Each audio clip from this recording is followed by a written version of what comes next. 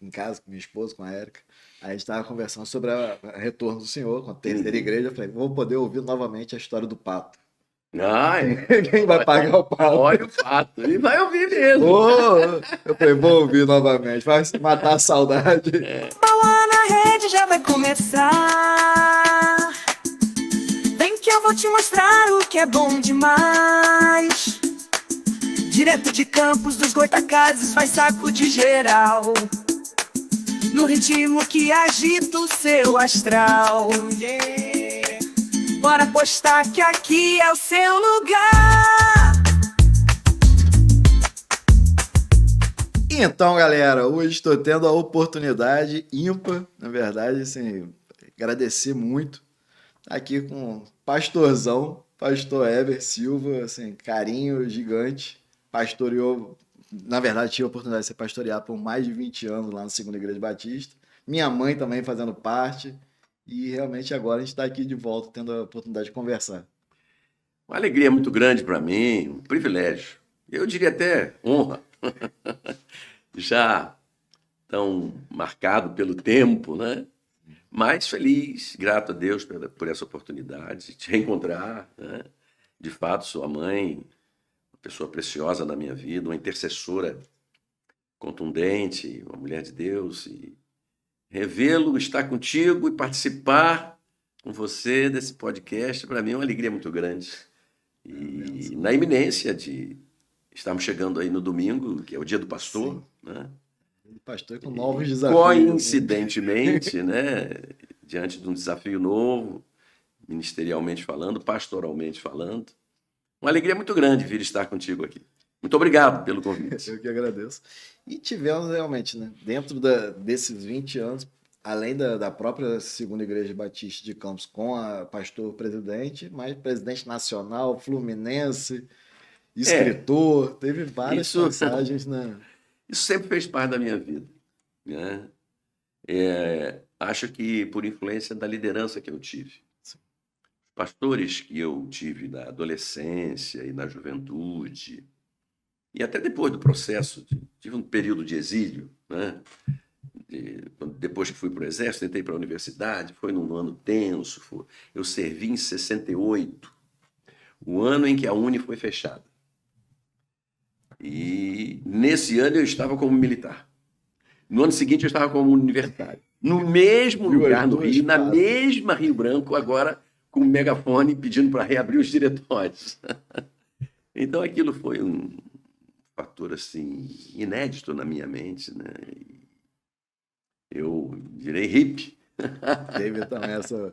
E fiquei até 75. Voltei em 75 para a igreja e me casei em 8 meses, 7 meses, porque me reencontrei com a minha ex-namorada, né? E estamos casados há 49 anos. Mas a influência daqueles pastores, e principalmente o último, que foi executivo da nossa convenção estadual, me despertaram essa coisa, né? Agradável pela Convenção Batista Fluminense, pela Ordem dos Pastores, pela Convenção Batista Brasileira, a Ordem Nacional. Então, eu trilhei sempre, né? Agora, voltei, depois de 4 anos parado, né? Quando eu fui jubilado, que foi na virada do ano de 19 para 20, não enfrentei a pandemia como líder de rebanho. Então, misericórdia de Deus, né? Sim, claro. Foi um ano dificílimo. Eu pensei que tivesse parado de tudo. Mas há um ano, na convenção estadual em Arraial do Cabo, eu voltei para o conselho da convenção, não para a diretoria. Ah, sim. Mas agora, em janeiro, em Foz do Iguaçu, voltei para a diretoria da Ordem Brasileira. Então, e agora, o que eu pensei nunca mais fosse acontecer, vou voltar para o Cajado, ainda que interinamente, aqui na nossa querida Terceira Igreja Batista de Campos. E a gente estava conversando, hoje o centro da cidade realmente é a Pelinca, né? É o coração ali da cidade. São de fato, Campos tem uma história muito relevante com relação aos batistas, né? Muito pelo Colégio Batista, por ter a primeira igreja batista com mais de 130 anos, A 8ª Igreja Batista do Brasil é a nossa primeira Igreja Batista de Campos.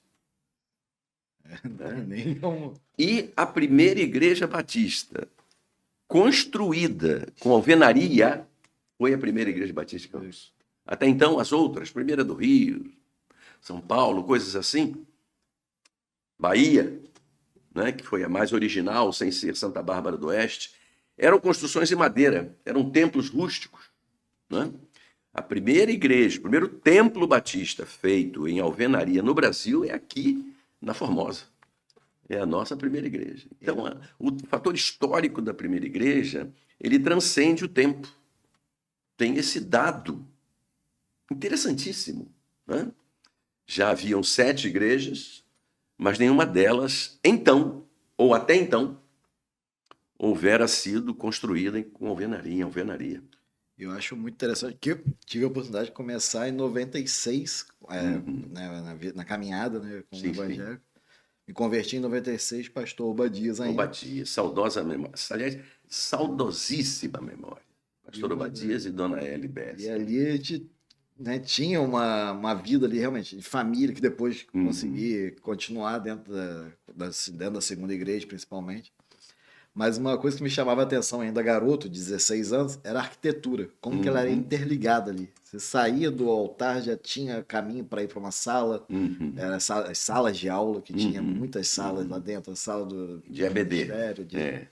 E dali você saía e tinha toda uma conexão. Eu falava, sim. Impressionante. Na escola, era a última relação que eu tinha, era a escola. E na igreja católica, você saía, você tinha a sala paroquial, mas... encerrava ali, não tinha essas conexões. Exato, Eu achava muito impressionante. Esse aspecto formativo da Igreja Batista com a escola bíblica dominical sedimentou muito a doutrina. Né? Agora, quem mais apurou nisso ao longo da história, hoje não é a questão, mas ao longo da história foram os irmãos metodistas, por causa de John Wesley. Sim. Né? John Wesley, o negócio dele não era o culto, o negócio dele era o ensino. E a cavalo, né? Então, eles as pessoas trouxeram isso ao longo dos anos, dos séculos e dos milênios, e foi realmente. E os batistas pegaram essa questão educacional, né? Educacional da Bíblia, né? Escola bíblica dominical. Então, a formatação do crente batista, ela tem esse fator forte, positivo, por causa da escola bíblica dominical. E foi, até sempre mexi com minha mãe, que quando ela começou aí, ela gostava do culto da noite, falava, o culto do crente é o da manhã, o da manhã que é o pessoal que já está, é a escola. E geralmente o culto da noite era um culto evangelístico. Era mais leve, mais tranquilo e, óbvio, né, sempre muito... agregador. Mas o da manhã que era... É verdade. Sempre foi essa coisa. E hoje também dessas relações de antes e depois que eu senti, até a gente conversou internamente, foi com relação ao batistério, né? Que hoje deu lugar a novos equipamentos. Hoje os batismos têm sido muito realizados externamente. Sim. Né? Então... a coisa tem perdido assim um pouquinho aquela conotação histórica do batismo, porque é a Igreja Batista, não é? Sim. Eu me lembro quando estávamos construindo o Templo Novo ali no Batistão, Lécio foi meu contemporâneo de seminário, mas ele é bem mais novo que eu, e estava nos Estados Unidos já. E veio para passar um tempo no Brasil e pregar aqui na segunda igreja. E eu fui mostrar a obra a ele. E ele falou, rapaz, e eu fui lá em cima na galeria, encostado na parede última do templo, enorme, né? Aquela extensão toda do Batistão. E falou assim, onde está o projeto do batistério, Heber? Eu falei, hã? Toda igreja batista tem que ter um batistério. Eu disse para ele, pastor, a gente vai continuar fazendo os batismos lá no templo histórico. Foi a minha saída, e era verdade, o projeto era esse, né? Mas ele estava certíssimo. Por que a igreja é batista? Porque batiza. Porque a batista tem que ter batistério. Mas nós batizamos muita gente ali no presídio feminino, por exemplo. E a gente usava um batistério, não é portátil, móvel. né? Que hoje já é usado em muitas igrejas. Eu já vi o Haroldo usando, lá na Paz. Também lá na Paz. E fui pregar numa igreja em Caxias, segunda igreja batista do Gramacho, pastor Eliseu, um grande ministério, um moço precioso, uma igreja operosíssima. E fui pregar numa noite de batismos, e eles já usavam também esse batistério móvel, colocado ali embaixo, entre as cadeiras, né, e a plataforma. O pastor batizava ali. São adequações que a modernidade, a princípio, e hoje a contemporaneidade vão impondo, né? Mas a gente não pode descuidar tanto. E até a gente estava conversando com relação a essas mudanças, né? Uhum. Dentre elas, a própria bateria no início também não teve uma aceitação muito forte, né? Muito difícil. Teve Não, dificuldade foi de um você bater advento. palma. Na década de 60 e 70, quando começou o advento da eletronicidade, do equipamento eletrônico na igreja, porque o órgão, ou harmônio, como era chamado, ele não era eletrônico, né? Então, o órgão passou a ser... Usava-se somente o órgão e o piano. Ambos artesanais, né? Mas entrou o órgão eletrônico, entrou a guitarra. E quando entrou a bateria, meu amigo... A bateria, para mim, foi o mais que marcou, né? Que pessoas Para você ter uma ideia, faziam isso. eu tomei posse da segunda igreja em janeiro, 1º de janeiro de 89. Mas eu comecei a vir pregar na igreja às quintas-feiras, em setembro de 89. Aí, acho que em outubro eu vim num domingo, no final de semana inteiro, e outubro e novembro. Quando eu tive a primeira reunião com a diretoria da igreja, um irmão me perguntou na frente de todo mundo se minha igreja em Caxias batia palma. Eu disse, bate sim, meu irmão. Esse era o renovado da época, era palma. A Bíblia manda bater palma. Ele falou, que negócio é esse de Bíblia mandar bater palma?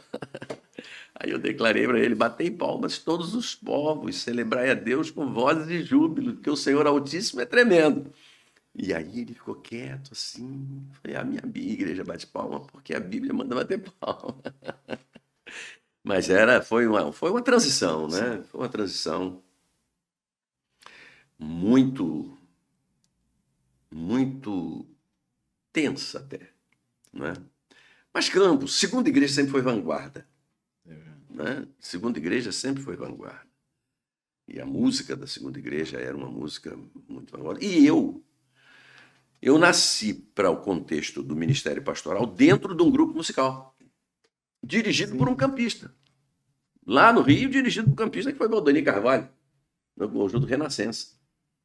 Então, eu pensava, e com 6 meses eu me tornei pregador do conjunto. E aí fui para o seminário. Não tinha chamada pastoral, ou consciência da chamada pastoral, do projeto pastoral de Deus para a minha vida, não tinha.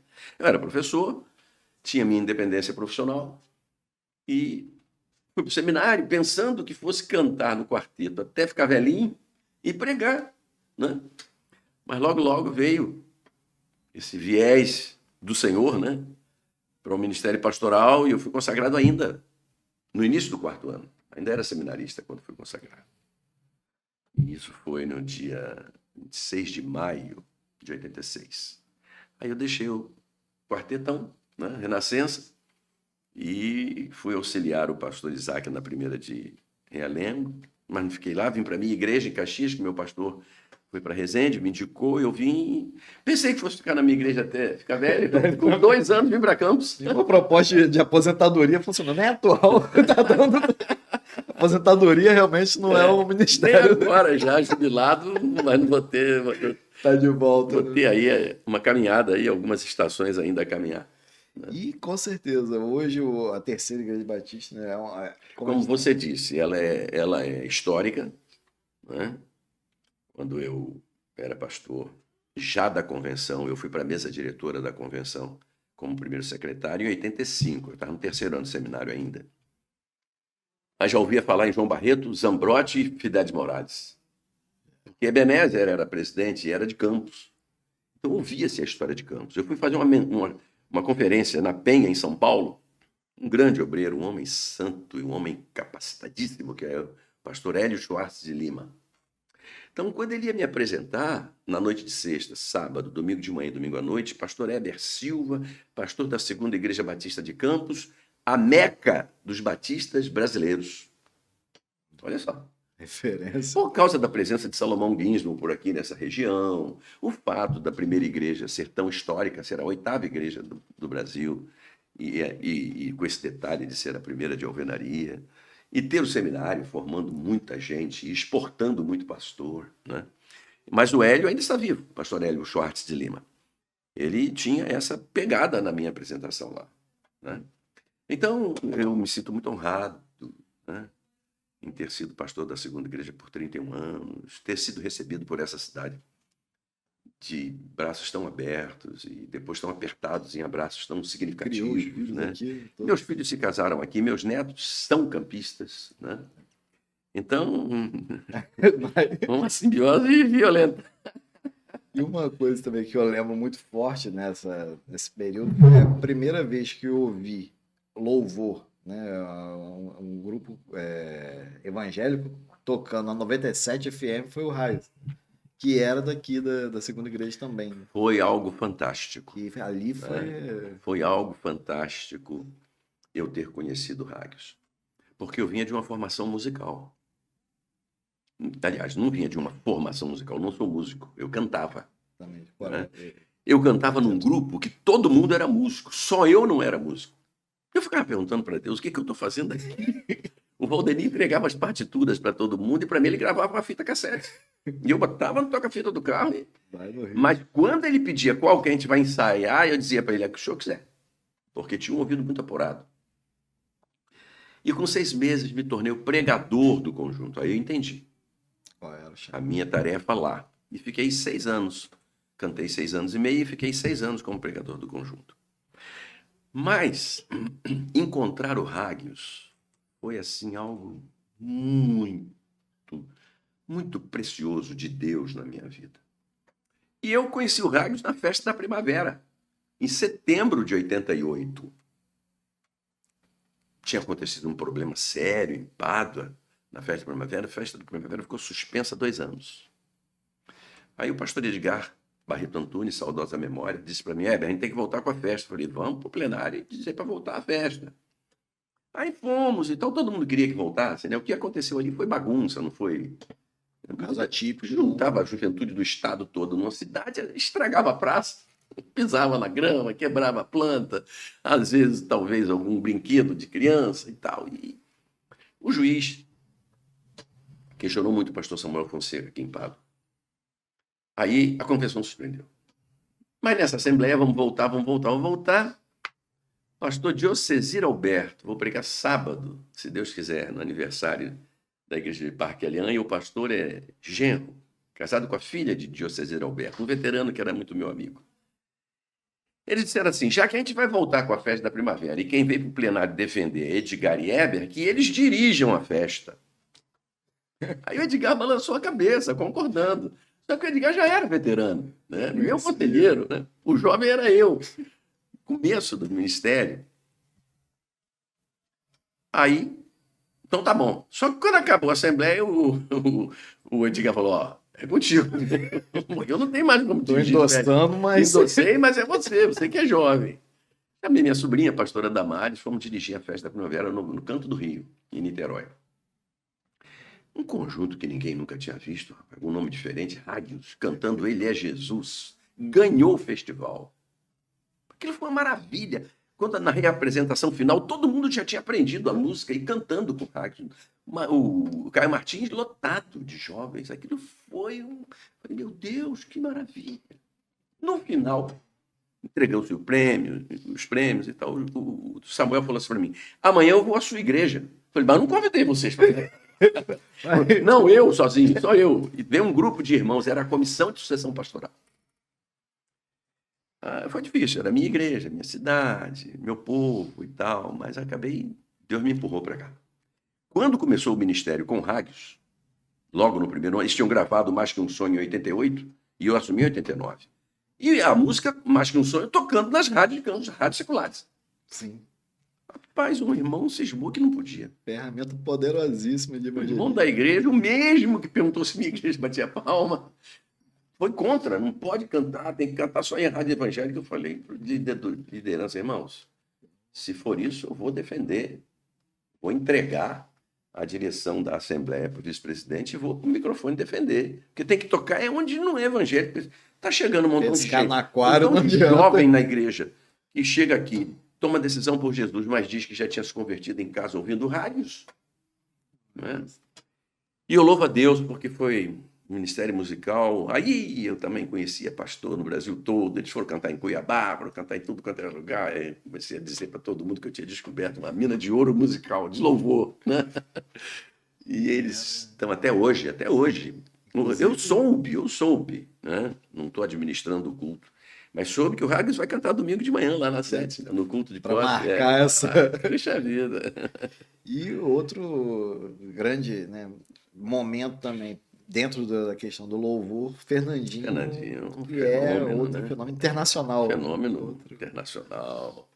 Algo assim que Deus faz em 1.000, 100.000, 1 milhão, sei lá, faz um. Quase ninguém lembra porque ele é sergipano, né? Mas, Exato. mas fala, não, é campista, é daqui. Não, de Eu Campos. fui criado. A marca dele é Campos, Campos. apesar de fato, de ser sergipano. Eu fui a Sergipe, gostava muito das praias de Aracaju e minha mulher também, o Nordeste em geral. E a gente descobriu um pintor lá, Humberto, no Mercado Popular.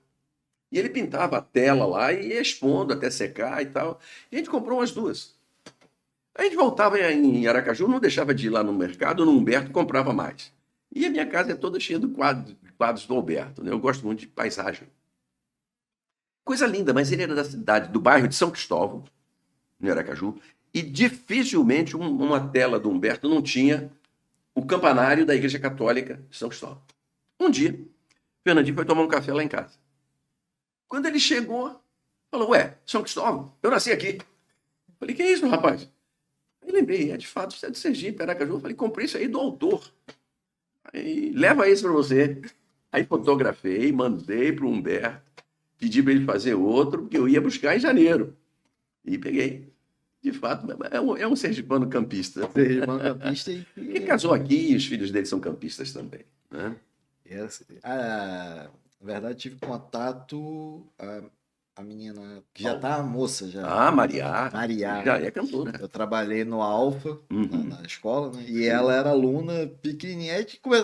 Aí o pessoal, você qual é de Fernandinha? Eu falei, não sabia nem que era. E ela também um carisma ali. Ela é de fato uma jovenzinha muito carismática. E os outros dois meninos também, só que eles eram maiores. Maiores, né?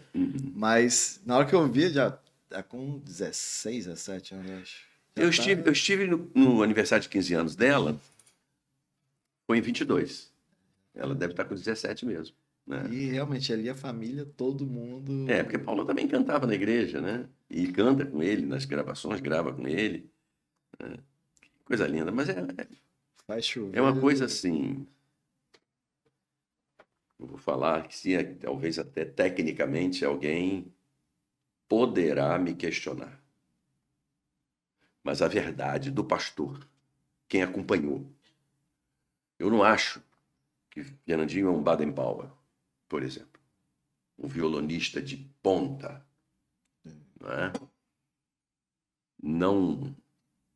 Não vejo a voz do Fernandinho, uma voz de Feliciana Amaral, uma voz de Elvis Presley. Não é nada disso. Mas quando bate aquele violão e abre a boca, o céu desce, irmão. Bem... E aí, na verdade, a gente sabe que é o que importa, né? E de fato temos experiências, né? Em vários momentos. Eu tenho consciência. Dizem que eu batizei mais de 4.500 pessoas. E eu acredito, porque o ano em que a gente batizou menos foi 125. E o ano que a gente batizou mais foi 188. Isso dá uma média de 150. Vezes 31, dá 4.500 alguma coisa mesmo. Mas eu sei que eu batizei muita gente que se converteu ouvindo Haggis e ouvindo Fernandinho. Muita. Já chegava na igreja decidido, porque queria conhecer o Haggis, queria conhecer o Fernandinho, entendia que a igreja era um local de ambiência, né? religiosa, espiritual, e a convivência ia ser importante, ficava. Ficando, era tocado de tal maneira que desejava Jesus e era batizado. Mas eu sei que muita gente chegou à igreja declaradamente por causa do Hagios e por causa do Fernandinho.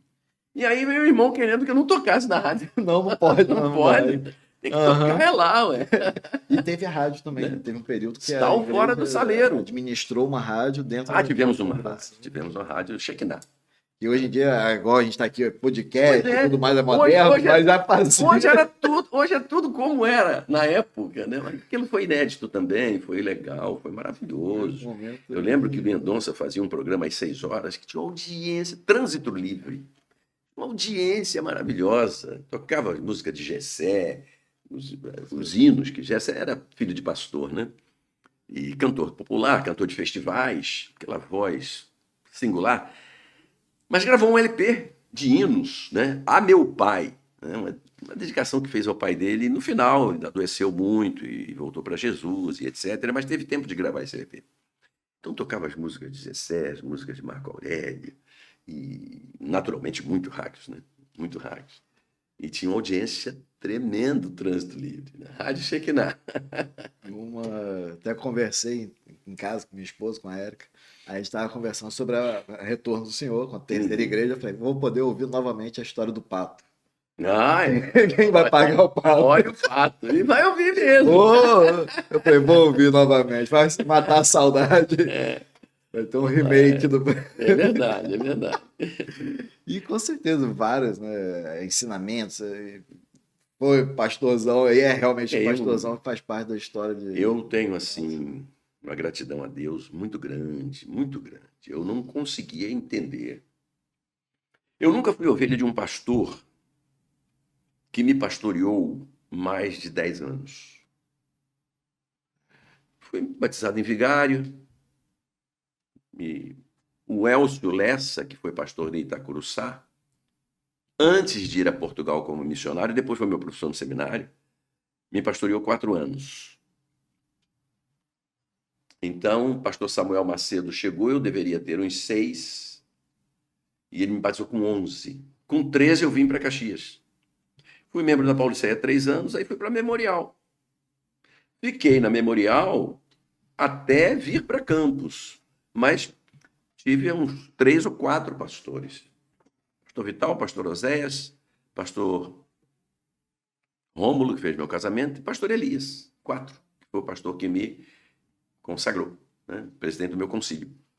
Então, nunca fui pastoreado por alguém que me pastoreasse por mais de 10 anos. Agora, eu fiquei 31 anos no mesmo púlpito. E eu acho que isso é um negócio, um milagre de Deus. Porque eu sou chato, eu sou nervoso, eu grito. Não sou o cara que tenho N professores, N colegas que são teólogos que eu aprecio e respeito. Eu não sou essas pessoas. Mas nasci na casa de diácono, né? E a família toda. Nasci na casa de diácono, minhas 2 irmãs mais velhas, diaconisa, minha irmã depois, que é a mãe da pastora Damares, já falecidos, né? Eu sou filho temporão. Ela é da primeira turma do Iber, quando o Iber ainda chamava ITC. Né? Meus 2 irmãos mais velhos que eu, pastores. Meu pai diácono a vida toda, minha mãe é uma mulher consagrada, todo mundo batista, crente batista, eu não vi outra coisa. Né? Eu ouço mensagem desde que eu tinha 3 anos. E realmente... o filhão também, hoje pastor? Meu filho é teólogo, ainda não foi consagrado. Não foi consagrado, não. É militar. Sim. Uma coisa assim de esperar, reformar. Daqui a pouco vai levar uma rasteira do Senhor. Participar algumas vezes com ele em retiro. Sim. Aí o pessoal passava para dar a palavra. Uhum. E ele não era mais tímido nesse sentido. Já pregou mas no depois aniversário. Ele foi, quando abria também, a gente falava. Exatamente.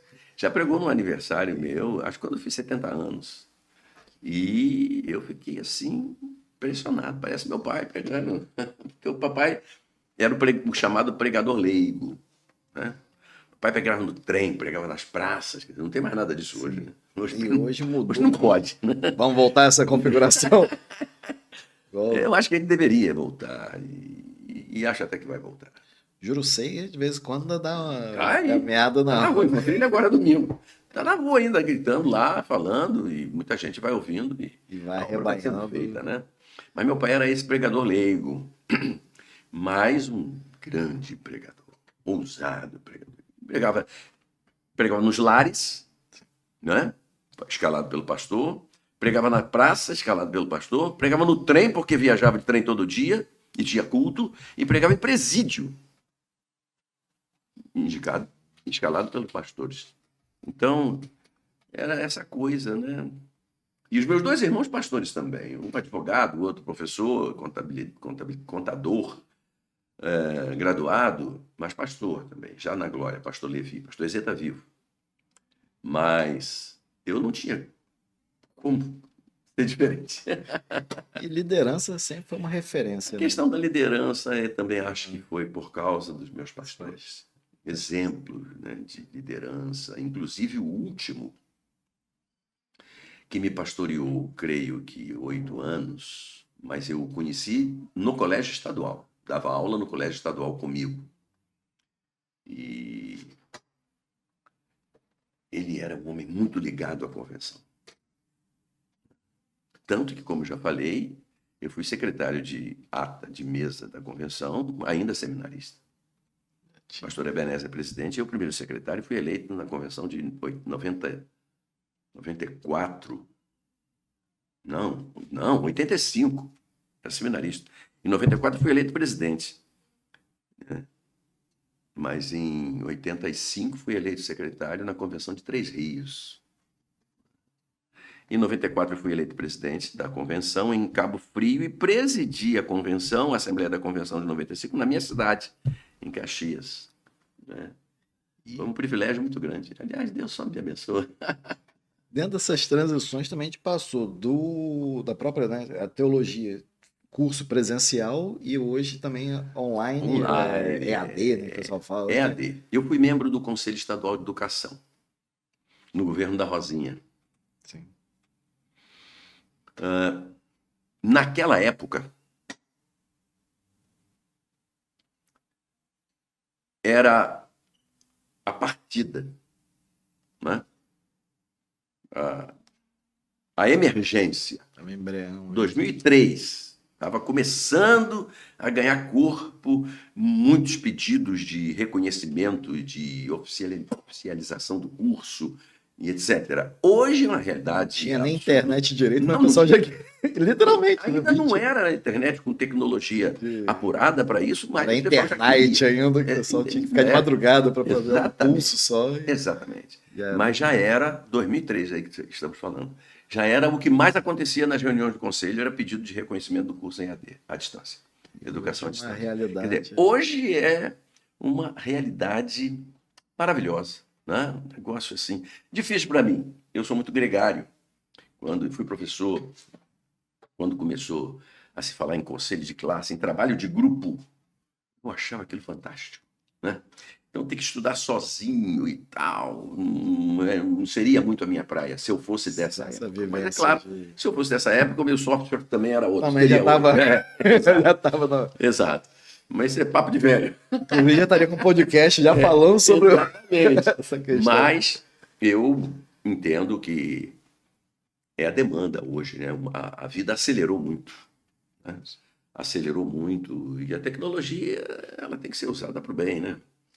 Tem que ser usada para o bem e levar cultura com facilidade para as pessoas, levar habilitação profissional com mais facilidade para as pessoas, elas poderem trabalhar e dispor de um tempo que não é aquele formal daquelas 4 horas da noite, das 4 horas da tarde, das 4 horas do dia, mas são 4 horas que eu posso programar na minha vida diária profissional, por exemplo, é uma coisa muito fantástica.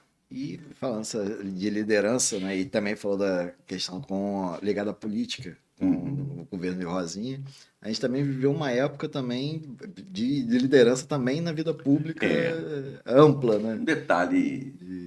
O detalhe que me alegrou e que hoje me alegra ainda é que quando eu recebi o convite para entrar no processo, a minha resposta imediata, eu poderia dizer assim, automática. Automática no sentido de ter sido assim. Aconteceu a pergunta, saiu a resposta. Bate pronto. Bate pronto. Mas não foi um automatismo, porque aquilo foi uma coisa natural do meu coração, da minha mente.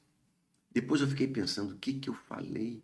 O sentido do que eu falei? O sentido do que eu falei é fantástico. E foi tudo que marcou a minha caminhada política. Quando me perguntaram, você aceita o convite para ser candidato a deputado federal? Aliás, nem foi esse o convite. O convite foi para ser deputado. Não era alérgico, congresso. Não era para ser candidato. Né? O domínio do grupo político de Campos era tão evidente, tão forte, que ele me convidou para ser deputado. Eu falei, eu aceito se a igreja me liberar, porque deixar a igreja para ser político eu não deixo. Quer dizer, eu só fui processar essa resposta depois. Mas foi a resposta que saiu. Foi a coisa mais linda que aconteceu para mim, porque nós vamos ter agora, já temos lá em Dourados, por exemplo, o Sérgio, que era o membro da ABIBET, diretor da faculdade Ana Holleman, que é da Universidade de Dourados, que tem o polo em Campos chamado Unigran, dirigido pelo Alexander, que estudou online, que fez o curso em EAD. Ele já é vereador lá, vai agora nesse ano para o 3º mandato. Já tenho informações pelo Brasil de mais de 20 pastores no exercício do processo político. Né? A Assembleia de Deus tem pastores que estão no legislativo, municipal, estadual e federal. Mas os batistas não tínhamos. Eu fui pastor, deputado, no exercício do pastorado. Pelo seguinte, quem eu conhecia, por exemplo, como deputado? Dazo Coimbra, todo mundo conhecia, e Edésio Frias, e um lá do sul do estado, que está vivo aí, Daniel Silva. Daniel Silva era cantor, inclusive, mas advogado e tal. Nenhum deles pastor. Então, o que acontecia? Eles votavam questões éticas com responsabilidade, morais com responsabilidade. Mas não tinha o dom profético para ir para o microfone e denunciar o pecado. E como é que você vai ter um microfone na mão por 5 minutos, 20 minutos, 1 hora, perdendo a oportunidade? Mas eles não são profetas. Você não pode cobrar isso deles. E a minha questão era essa. Martin Luther King fez isso nos Estados Unidos. Sim. Martin Luther King disse para os Estados Unidos, disse dos Estados Unidos, e o mundo cunhou uma frase dele, eu tenho um sonho, I have a dream. Essa frase foi cunhada pelo mundo, mas não foi a frase mais importante que ele falou para os americanos. Ele mesmo disse que o que ele disse de mais importante para os americanos é que o problema dos Estados Unidos não era o barulho dos maus, mas sim o silêncio dos bons. Na faculdade é epígrafe, né? Epígrafe, exato. A minha escolhida foi... Olha aí, que coisa linda. Depois fui descobrir que ele tinha sido pastor, porque exatamente. Contava-se a história sem... Ele tinha o dom profético. Você não vai cobrar isso de um grande engenheiro, de um grande comerciante, de um grande profissional, de um homem probo, de um homem ético, moralmente falando, e que é crente, é membro de uma igreja, mas ele não é profeta. Cada um tem o seu chamado. Você não vai cobrar isso dele. Então, eu depois que eu respondi, que eu fui processar, falei, meu Deus, tinha que ser assim. Não ia ter sentido eu deixar uma coisa para fazer outra. Só podia fazer essa segunda, não deixando de fazer aquela. Mas essa resposta eu não pensei. Ela saiu. A gente diria, né? Foi automática, foi mecânica, mas não foi.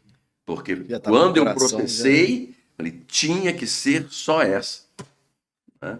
E, de fato, até teve como deputado, levou um tempo, teve o livro, tá, que foi onde você conheceu. Sim. O detalhe do mandato foi que a lei que eu consegui fazer, tive vários projetos, fiz vários projetos. Um deles foi aprovado 10 anos depois, que foi o reconhecimento da profissão de turismólogo, que a primeira turma no Brasil tinha sido formada em 74, e já eu fui eleito em 98, e a profissão não era reconhecida ainda. lobby muito forte, contrário. Você paga uma mão de obra X para um técnico que você mesmo forma a sua própria empresa de turismo, rodoviário, aéreo, naval, hoteleiro, o que for. Você mesmo forma o seu profissional e paga X. Mas se ele é um universitário, você tem que pagar XY. Então, esse lobby contra o reconhecimento da profissão, no ano que eu levei, foi difícil, foi pesado em cima de mim. Pesado em cima de mim, mas muita. Mas eu consegui fazer uma lei 10.335 que estabeleceu, oficializou no calendário oficial, oficializou, oficial é redundante, né? Inseriu no calendário oficial da República o Dia da Bíblia, o Dia Oficial da Bíblia, o Dia Nacional da Bíblia. Então, um privilégio muito grande que Deus me deu. E outra, hein? Foi sancionado por um agnóstico, declarado.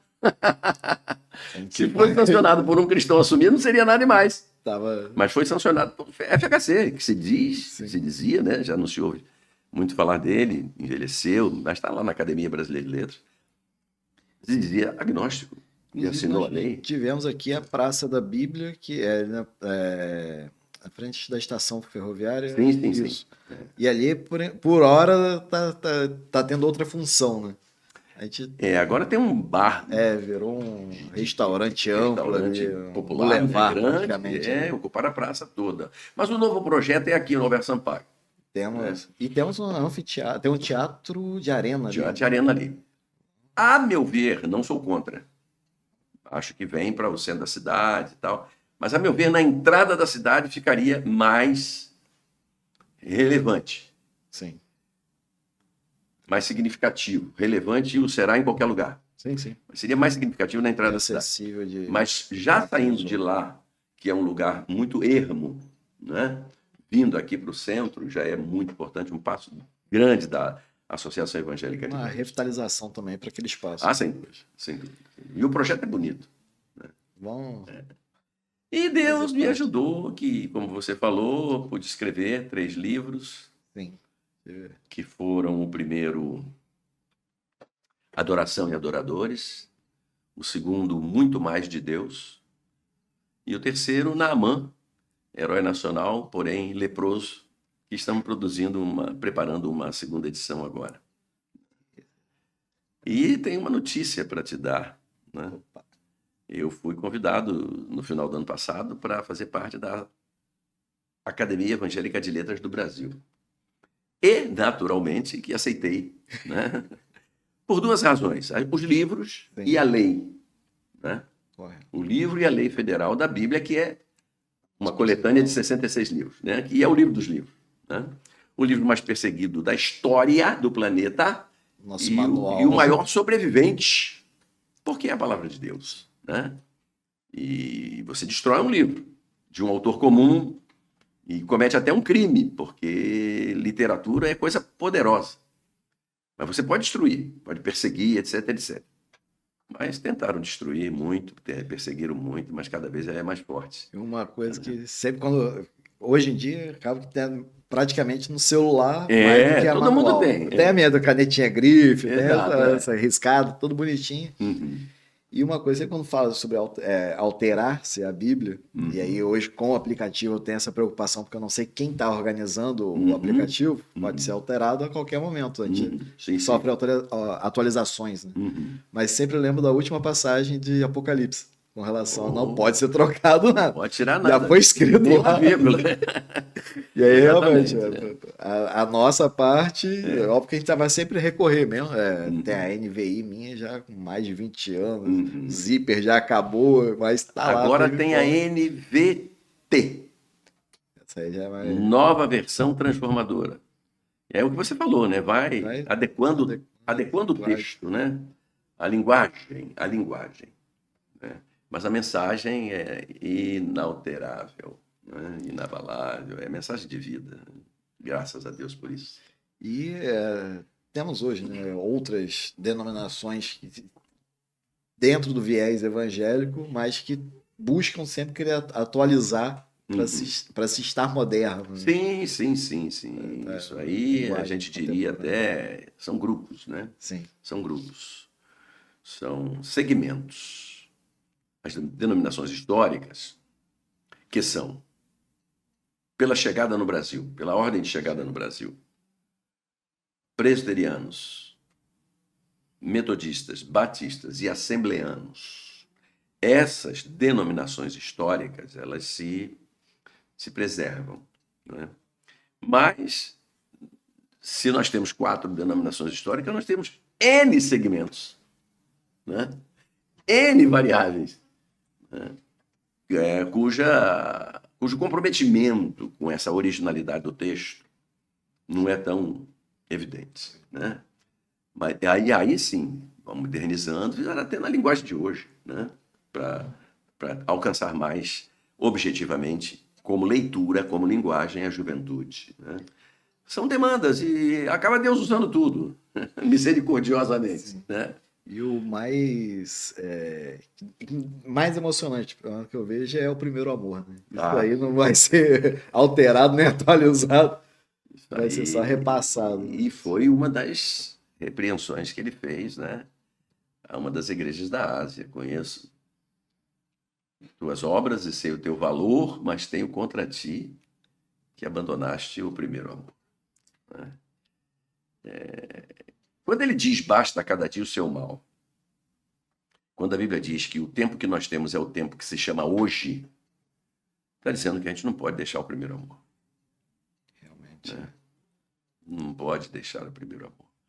Porque a grande sacada de Deus, né, é a surpresa, né, a mudança, a transformação. E ninguém esquece o que aconteceu. Ninguém esquece como era e como é agora, né? E há uma virtude especial no Evangelho, o Evangelho é todo virtuoso, mas se há uma virtude especial, é essa transformação. É o direito da mesma pessoa conhecer seus momentos diferentes. Eu era assim, eu sou assim, né? Eu tentei ser assim a vida toda, não conseguia. Li muitos livros, bati em N portas, fiz N cursinhos e tal, e pesquisa e tal. Mas, de repente, no abrir e fechar de olhos, eu tinha um coração amargurado e hoje tenho um coração feliz. Eu praticava, né, determinadas atividades que me prejudicavam tremendamente e não conseguia vencê-las e eu as esqueci por completo. Elas não têm mais domínio algum sobre mim. Quer dizer, esse fenômeno que é o milagre que Deus opera, né?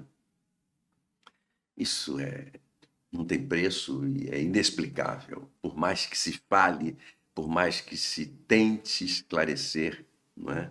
A gente nunca vai traduzir a verdade real desse fenômeno, né? Esse fato que a Bíblia e nós chamamos de milagre. Né? Para a gente viver esses milagres e acompanhar cada um deles. E agora, né, caminhando já para o encerramento, que com certeza a gente vai estar mais vezes e mais próximos. Convite, né, oficial para terça-feira agora. Não, perdão, para terceira igreja. Terceira igreja. Associou. Fiquei até emocionado. Intuitivamente, o subconsciente faz isso.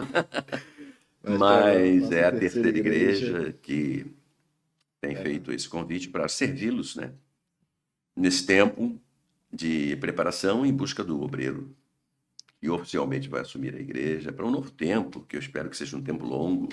É uma igreja a mais central que temos na cidade, né? Igreja histórica, igreja com potencial de influência na sociedade muito grande, que já fez muita coisa, né? Foi bem acolhedor. Estive recente, sem saber, que eu estou morando próximo, aí fui visitar e foi bem acolhedora. Pessoal, famílias ali, aquele ambiente que a gente vem de tradição. Eu que vim da primeira, né, de Pastor Badias, depois estive com o Senhor.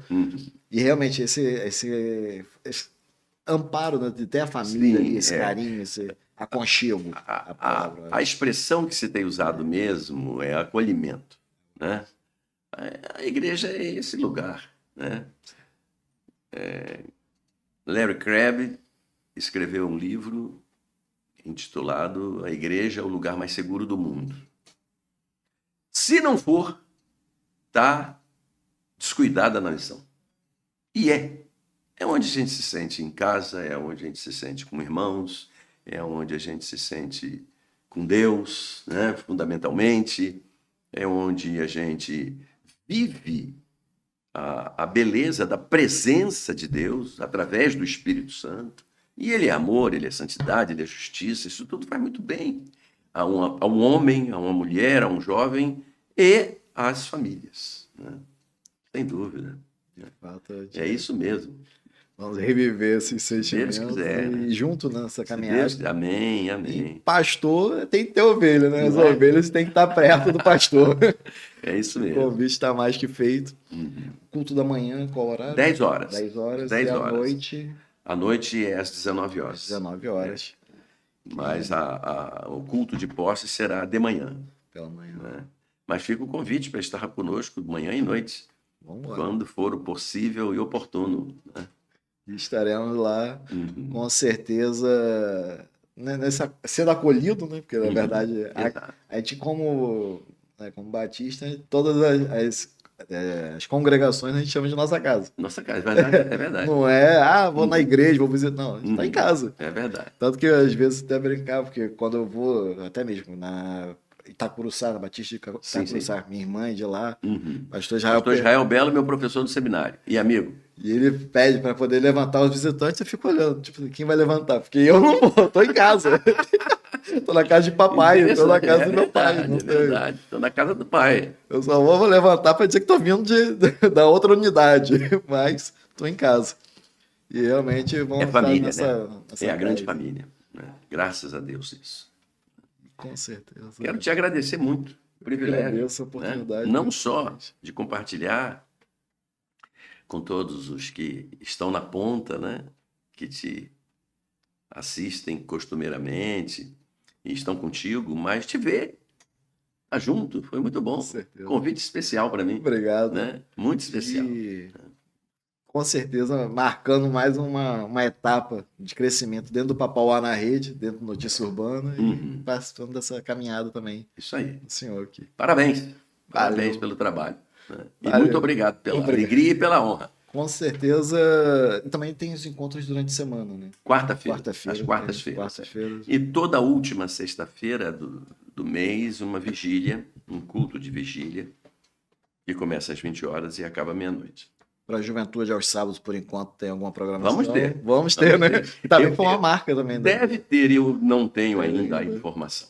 Já deve ter, sim. Se tiver, a gente Mas implementa. vamos incentivar, vamos incrementar, né? Vamos sim.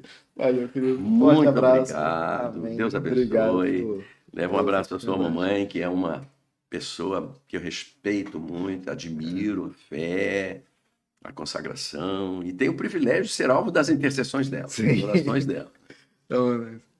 Então, galera, valeu, forte abraço e até a próxima. Papauá na rede, vem comigo, vem postar. Vem. Compartilhamentos e muita curtição, seu like não pode parar. Vamos juntos nessa, não tenho